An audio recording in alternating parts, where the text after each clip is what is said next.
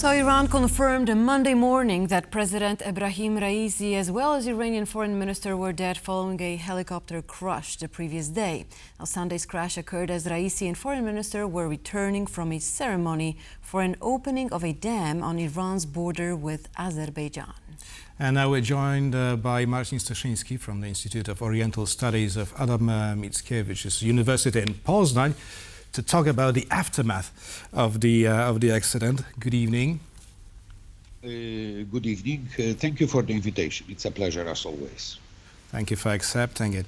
So we've just seen all these condolences written by politicians all around the world, but I'm wondering how are people in Iran, how have people in Iran reacted to the news of Raisi's death, and also how is the Iranian diaspora around the world reacting to it?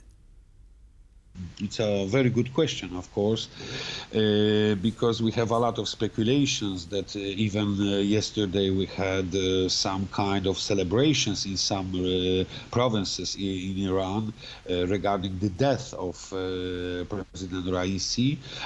So I think that the Middle Eastern public opinion is divided like now almost every part of the world, that we have this conservative part and we have this liberal, especially young side of the society. Just to remember, we had now it's 2 years ago we had mass protest against the death of young woman Mahsa Amini. So that's also show that we have two different points of view in the country, of course, especially after the death of President Raisi. Now, do you believe that the sudden loss of the president is going to create a power vacuum for some of the officials in Iran? Will they take the advantage of this situation? Now we have politicians, or we have representatives ad interim. We have, of course, Mohammad Mokhbar, who was vice president during the time of President Raisi, and he will assume this function within 50 days until the new elections, of course. And we have as well the replacement of Minister of Foreign Affairs, Minister Abdullahian, who was replaced by Ali Bakri Khan. It's also one of his deputies. So even yesterday, supreme leader of Islamic Revolution, Ali Khamenei, mentioned that although the tragic events, the system and Iran will survive. And in fact, it's true, because the Iranian system is based on, especially on the supreme leader of the revolution. So he plays the essential role in the country, although different conditions and circumstances outside this special function in the country.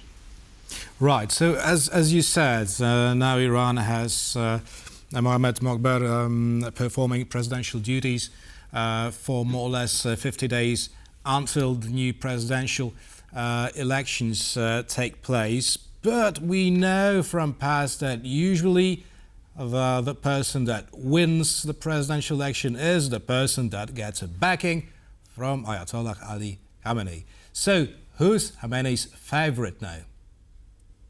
That's also an important and very important and good question.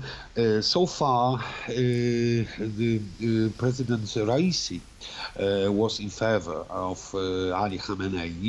He was supposed to replace, especially that the replacement of the supreme leader is expected until the end of this year. So there are some gossips about that. However, we should remember that we have also Khamenei's son, Mujtada. Khamenei is a young leader, not so charismatic like Raisi, but however.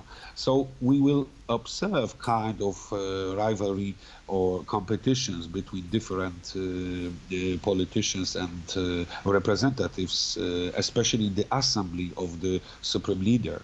And of course, we should expect other consequences of the tragic event, especially in the geopolitical perspective. As we've mentioned in the program, some support of Iran towards their proxies in Yemen or in Palestine, like Hamas and Hezbollah in Lebanon. So we may expect.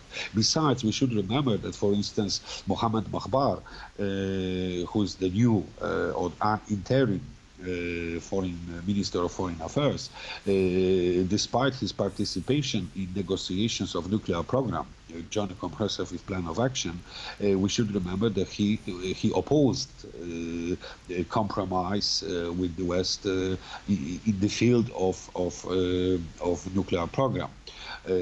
So we still have this hardline approaches in Iran, and all candidates are, let's say, blessed by Ali Khamenei. So we shouldn't expect big challenges inside the country, but because of the future elections, we may observe some disturbances in support of proxy groups, proxy pro-Iranian groups. Right, so whoever it will be, we can suspect it will be a hard liner. Marcin Styszyński, Institute of Oriental Studies of Adam Mickiewicz University in Poznań was our guest tonight. Thank you very much. Thank you. Thank you very much.